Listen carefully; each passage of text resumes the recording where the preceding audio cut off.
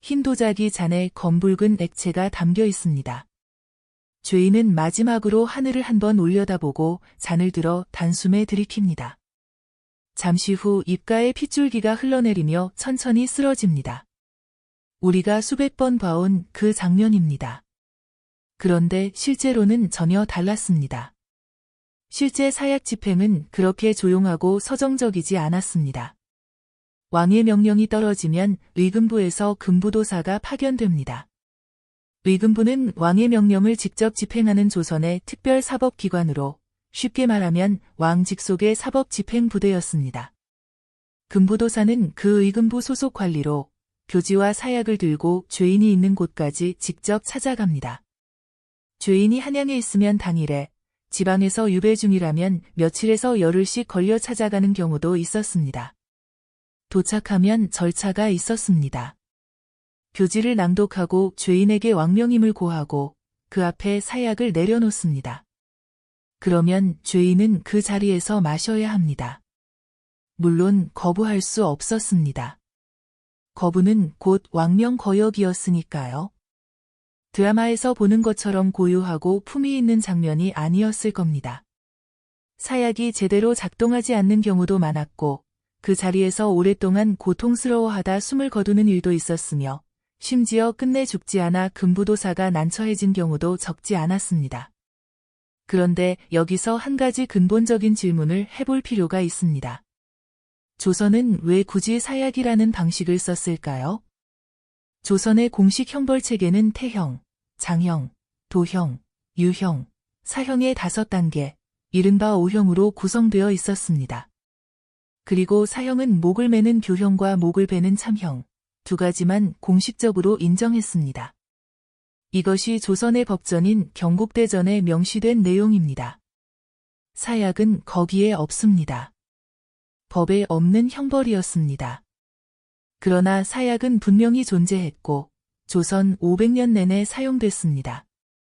어떻게 이게 가능했냐면 사약은 형벌이 아니라 왕이 내리는 특별한 처분으로 분류됐기 때문입니다.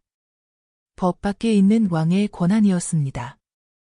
그리고 그 포장지는 유교였습니다. 중국 고전 얘기에는 이런 말이 나옵니다. 선비는 죽일 수 있어도 욕되게 할 수 없다. 이 원칙에 따르면 고귀한 신분의 사람을 광장에서 목을 베거나 군중 앞에서 교수형에 처하는 것은 그 사람의 품위를 짓밟은 행위가 됩니다. 그러니 왕이 직접 약을 내려서 조용히 죽게 해주는 것, 이것이 신분 있는 자에게 마지막으로 베푸는 은혜라는 논리가 성립했습니다.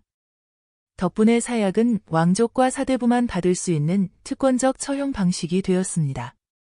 평민은 교수형을 받았습니다. 그보다 더 낮은 신분이라면 더 가혹한 방식으로 죽었지요. 죽음에도 계급이 있었던 겁니다. 생각해보면 참 기묘한 논리입니다. 죽이는 것은 동일한데 방식이 품위 있으면 은혜가 됩니다. 권력이 폭력을 명분으로 감쌀 때 어떤 언어를 사용하는지를 조선은 이미 알고 있었던 것이죠. 그런데 이 은혜로운 죽음의 재료가 무엇인지 조선 500년 내내 아무도 기록으로 남기지 않았습니다. 기록의 나라 조선에서 사약의 제조법만은 끝내 문서로 남지 않았습니다. 조선왕조실록은 왕이 화장실을 다녀온 것도 기록했다는 말이 있을 만큼 촘촘한 기록 체계를 자랑하는데 어떻게 500년 동안 수많은 사람을 죽인 사약의 처방이 한 줄도 남지 않을 수 있었을까요? 이것은 실수가 아니었습니다. 의도였습니다. 사약의 제조는 내의원이 담당했습니다. 내의원은 왕의 건강을 책임지는 왕실 전담 의료기관으로 최고 수준의 의관들이 모인 곳이었습니다. 그런데 바로 이 기관이 사람을 살리는 약과 사람을 죽이는 약을 동시에 만들었습니다. 그리고 죽이는 약의 처방은 절대로 외부에 흘리지 않았습니다. 이유는 간단합니다. 사약의 처방이 알려지는 순간 그것은 왕의 권한이 아니라 누구든 손에 넣을 수 있는 독약이 되어버리기 때문입니다. 제조법이 곧 암살의 도구가 될 수 있는 것이지요. 왕이 사약을 독점해야 권력이 유지됩니다. 비밀 처방 자체가 권력의 한 형태였습니다. 그래서 지금 우리가 사약의 성분을 알려면 실록이 아니라 당시 한의서와 약재의 목록, 그리고 야사를 종합해서 역추적하는 수밖에 없습니다. 학자들이 가장 유력하게 보는 사약의 핵심 재료는 세 가지입니다. 첫 번째 후보는 부자, 그리고 초호입니다. 투구꽃이라는 식물을 아시나요? 보라색 꽃잎이 마치 투구처럼 생겼다고 해서 붙은 이름입니다. 꽃만 보면 그냥 예쁜 야생화입니다. 그런데 이 꽃의 뿌리가 문제입니다. 부자는 투구꽃의 덩이뿌리이고 초호는 같은 미나리아 제비과 식물의 뿌리를 달리 부르는 이름입니다. 당나라 때부터 대표적인 독약으로 꼽혔지요. 이 뿌리 안에 아코니틴이라는 성분이 들어 있습니다. 아코니틴의 무서운 점은 작용 방식이 굉장히 정교하다는 데 있습니다. 이 성분은 우리 몸의 세포막에 있는 나트륨 통로를 강제로 열어버립니다. 나트륨 통로는 심장 박동과 신경 신호 전달을 조절하는 아주 중요한 구조입니다. 실제 아코니틴 중독이 진행되는 순서를 따라가 보면 이렇습니다. 사약을 마신 직후 가장 먼저 나타나는 증상은 입안이 얼얼하고 타는 듯한 느낌입니다. 혀가 마비되기 시작하고 말을 하려 해도 제대로 되지 않습니다. 그 다음 손끝과 발끝이 저려오기 시작하고 그 저림이 온몸으로 퍼집니다. 동시에 심장 박동이 불규칙해집니다. 빨라졌다, 느려졌다를 반복하는 부정맥이 시작됩니다. 호흡이 점점 힘들어지고 혈압이 급격히 떨어집니다. 마지막은 심근마비입니다. 아코니틴은 독성이 워낙 강해서 한의학에서는 법제라고 불리는 특별한 가공 과정을 거쳐야만 약재로 쓸 수 있습니다. 법제를 거친 부자는 심장을 강화하고 통증을 줄이는 훌륭한 약재가 됩니다. 하지만 법제를 거치지 않은 날것의 부자는 그냥 독입니다. 사약에는 당연히 법제하지 않은 것을 썼을 겁니다. 두 번째 후보는 비상입니다. 비상은 생김새부터 심상치 않습니다. 흰색 또는 회백색의 분말 형태로 냄새도 없고 맛도 뚜렷하지 않습니다. 뭔가 강렬하게 독스러운 외형을 가진 부자와 달리 비상은 철저하게 평범하게 생겼습니다. 그래서 더 무섭습니다. 비상의 주요 성분은 비소입니다. 비소가 몸 안에 들어오면 세포 내 효소 단백질에 달라붙어 세포 호흡을 방해합니다. 세포 호흡이란 쉽게 말해 세포가 에너지를 만드는 과정입니다.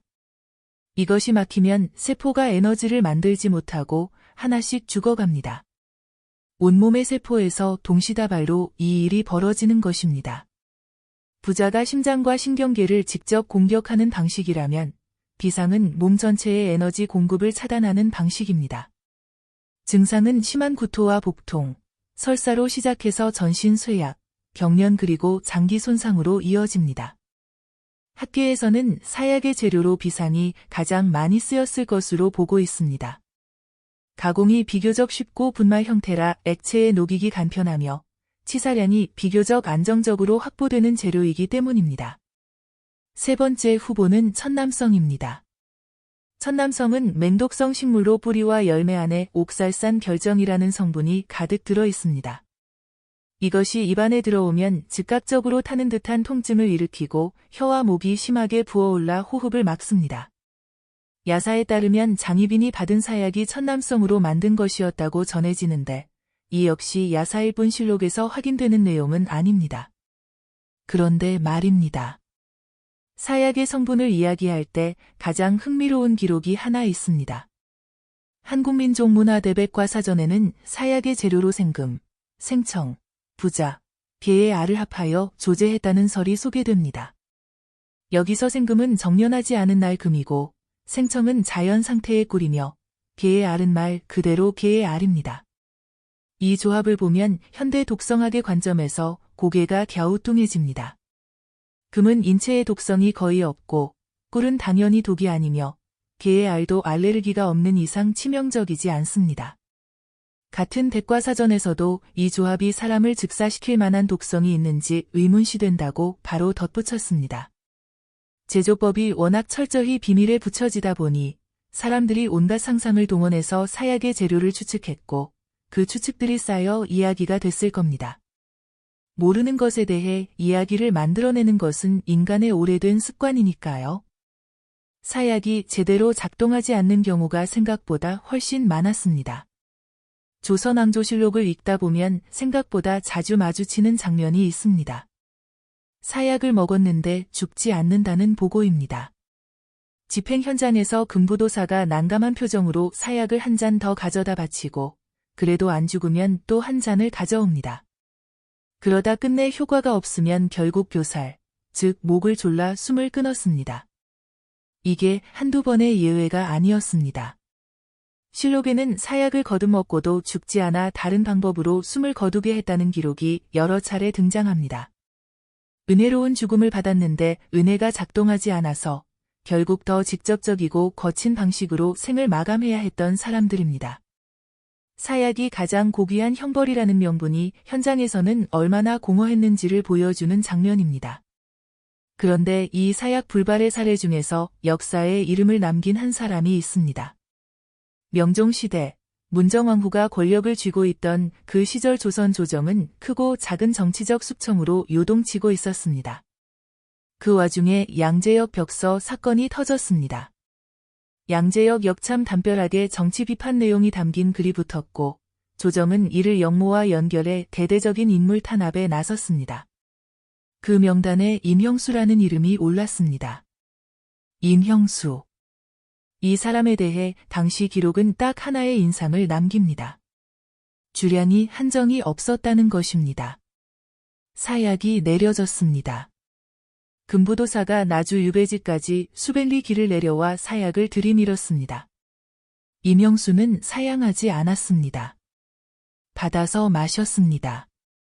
그런데 아무 일도 일어나지 않았습니다. 한 잔을 더 가져왔습니다. 마셨습니다. 여전히 멀쩡했습니다. 야사의 기록에 따르면 이 일이 16번 반복됐습니다. 사약을 16잔을 마셨는데도 임형수는 쓰러지지 않았습니다. 금부도사는 완전히 당황했을 겁니다. 왕명을 집행하러 내려왔는데 당사자가 사약을 술처럼 들이켜고 있는 겁니다. 결국 급하게 독한 술 2잔을 더 구해서 가져왔습니다. 임형수는 그것도 받아 마셨습니다. 그리고 이렇게 말했다고 전해집니다. 죽거니 받거니 하는구나. 그것이 그의 마지막 말이었습니다. 그렇게 임형수는 숨을 거뒀습니다. 이 이야기가 비극인지 해악인지 판단하기가 쉽지 않습니다. 억울하게 정치적 희생양이 된 사람의 이야기이면서 동시에 죽음 앞에서도 농담을 잃지 않은 사람의 이야기이기도 합니다. 조선의 선비들은 이 일화를 오랫동안 입에서 입으로 전했습니다. 그렇다면 사약의 효과는 왜 이렇게 들쭉날쭉했을까요? 이유는 여러 겹으로 쌓여 있습니다. 첫 번째는 운반 문제입니다. 한양에서 만들어진 사약이 지방 유배지까지 가려면 며칠에서 열흘이 걸리는 경우도 있었습니다. 독성 성분은 시간이 지나면서 변질되거나 약화됩니다. 특히 식물성 독소는 온도와 습도에 민감합니다. 한여름에 보자기에 싸서 수백 리를 이동하는 동안 사약의 독성이 얼마나 유지됐을지는 아무도 보장하지 못했습니다. 두 번째는 농도 편차입니다. 표준화된 제조법이 문서로 존재하지 않았다는 것은 만드는 사람에 따라 재료의 비율이 달라졌다는 뜻입니다. 어떤 날의 사약은 치사량을 훌쩍 넘는 강한 독이었고 어떤 날의 사약은 불쾌하기는 하지만 목숨을 빼앗기에는 부족한 농도였을 수 있습니다. 세 번째는 체질 차이입니다.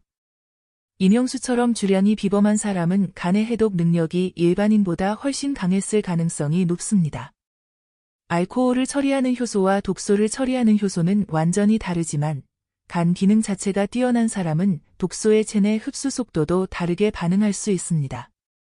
그리고 네 번째, 어쩌면 가장 중요한 이유가 있습니다. 부자 계열의 독초에는 감초가 해독 작용을 한다는 것이 한의학에서 오래전부터 알려져 있었습니다. 죽음을 앞둔 죄인이 사전에 감초를 잔뜩 먹어두거나 주변에서 몰래 먹였다면 독성이 상당 부분 중화됐을 수 있습니다.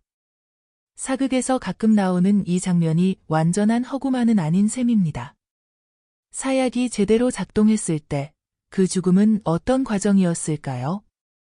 호흡이 점점 얕아지고 온몸에 식은땀이 흐릅니다. 이 과정에서 의식은 꽤 오랫동안 유지됩니다.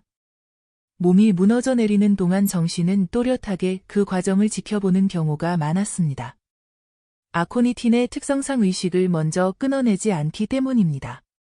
그래서 어떤 의미에서는 더 잔혹한 독이기도 합니다.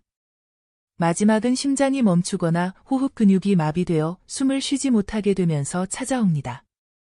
드라마에서 보는 것처럼 피를 토하며 극적으로 쓰러지는 장면은 사실 비상 계열의 독이 작용했을 때 나타날 수 있는 증상으로 구토와 함께 내장 출혈이 일어나는 경우입니다. 어떤 재료가 얼마나 섞였느냐에 따라 죽음의 모습도 달라졌습니다. 사약을 이야기할 때 빠질 수 없는 두 사람이 있습니다. 단종과 장희빈입니다. 그런데 이 두 사람의 죽음 앞에서 실록과 야사는 정반대의 이야기를 합니다. 먼저 단종입니다. 계유정난으로 왕위를 빼앗기고 영월 유배지에서 숨진 그 비극적인 소년왕, 우리는 단종이 사약을 받고 죽었다고 알고 있습니다. 그런데 세조실록을 직접 열어보면 사약이라는 단어가 나오지 않습니다. 세조 3년 단종의 사망을 기록한 실록 기사에는 단지 졸했다는 표현만 있습니다. 세조가 직접 명령해서 죽인 것을 실록에 남기기 어려웠을 겁니다. 그러다 보니 실록은 침묵을 택했고 그 침묵의 자리를 야사가 채웠습니다. 단종이 사약을 받았다는 이야기, 사약을 마신 뒤 강에 던져졌다는 이야기, 어문도가 목숨을 걸고 시신을 거뒀다는 이야기는 모두 야사에서 전해진 것입니다. 오늘날 우리가 단종에 대해 알고 있는 이야기의 대부분은 사실 공식 기록이 아닌 셈입니다. 장희빈의 경우는 또 다릅니다. 숙종이 장희빈에게 사약을 내리라고 명했을 때 신하들이 강하게 반대했다는 기록이 숙종실록에 남아 있습니다. 세자의 생모에게 사약을 내리면 세자가 상처를 입는다는 이유였습니다. 그 반대를 숙종이 무릅쓰고 명을 강행했다는 것이 실록의 기록입니다. 하지만 정작 그 집행 장면, 어떻게 죽었는지에 대한 기록은 실록에서 명확하지 않습니다. 우리가 드라마에서 보는 장희빈의 마지막 장면들은 상당 부분 후대가 상상력으로 채워넣은 것입니다. 이 두 사람의 이야기가 알려주는 것은 하나입니다. 우리가 사약으로 죽은 인물들에 대해 알고 있는 상당 부분이 실은 조선 사람들이 입에서 입으로 전하며 만들어낸 이야기라는 것입니다. 공식 기록이 침묵할수록 이야기는 더 풍성해집니다. 사약의 한자를 풀어보면 이렇습니다. 내를 사, 약, 하사하는 약, 임금이 약을 내려 주신다는 뜻입니다. 독을 약이라고 부른 겁니다. 이것은 언어의 문제기 전에 권력의 문제입니다. 무언가를 무엇이라고 이름 붙이는 행위, 그것이 곧 권력입니다. 죽이는 행위를 은혜를 베푸는 행위로 이름 붙이고 형벌을 하사품으로 포장하고 폭력을 예의로 감싸는 것. 사약이라는 단어 안에 조선의 권력 구조가 통째로 압축되어 있습니다. 그리고 이 구조는 단순히 조선만의 이야기가 아닙니다. 어느 시대에나 어느 사회에나 폭력을 다른 이름으로 부르는 방식은 존재했습니다. 구조조정이라는 이름의 해고, 민주화라는 이름의 탄압, 안정을 위한 통제. 이름을 바꾸면 본질도 바뀐다고 믿는 것, 혹은 이름을 바꾸면 보는 사람들이 본질을 잊어준다고 기대하는 것.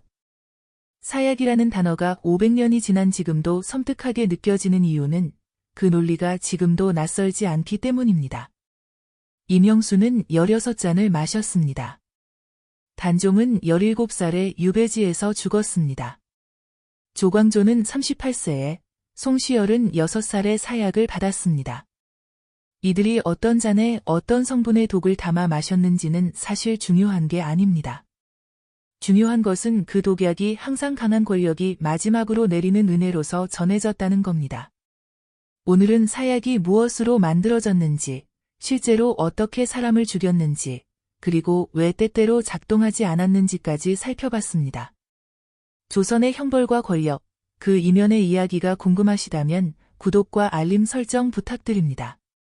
감사합니다.